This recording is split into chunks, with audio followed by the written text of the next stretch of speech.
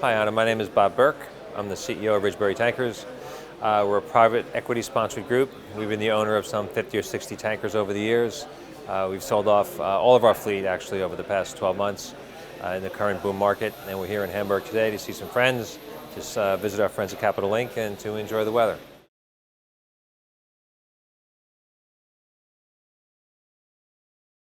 I think the biggest challenge in the tanker sector are similar to the rest of the industry. There's no huge problems right now, but there's a constant drive towards efficiency in every sector. There's drive towards efficiency in operations, in ESG, in fuel efficiency, in consolidation for financial purposes and reporting purposes. You see it in particular on the ESG side, in fuel, and it's an economic issue as much as a regulatory issue and a public perception issue. I think that people often say, what's the next fuel, which we don't know, and it's too big of a jump to invest in.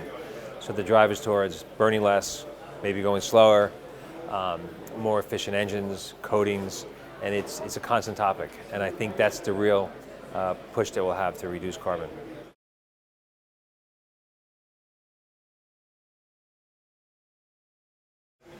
I think one of our issues is perception.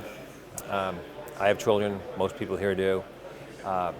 And when you say shipping, people have this horrible thought in their head about, pollution, fuel burning off the stacks, spills, and there's no real perception that there's a real professional effort and professionalism towards the operation of ships. The only time we're in the headlines is when there's an issue, a bad issue.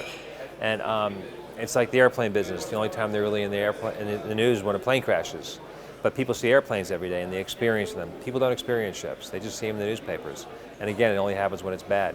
And that's a battle that's hard to fight because people are involved in their own lives. They're not going to take a minute and study the shipping industry. And unfortunately, since the assets are so big, when there's a problem, it's a big problem, such as the Suez Canal last year, such as an oil spill. And that's one of our biggest issues.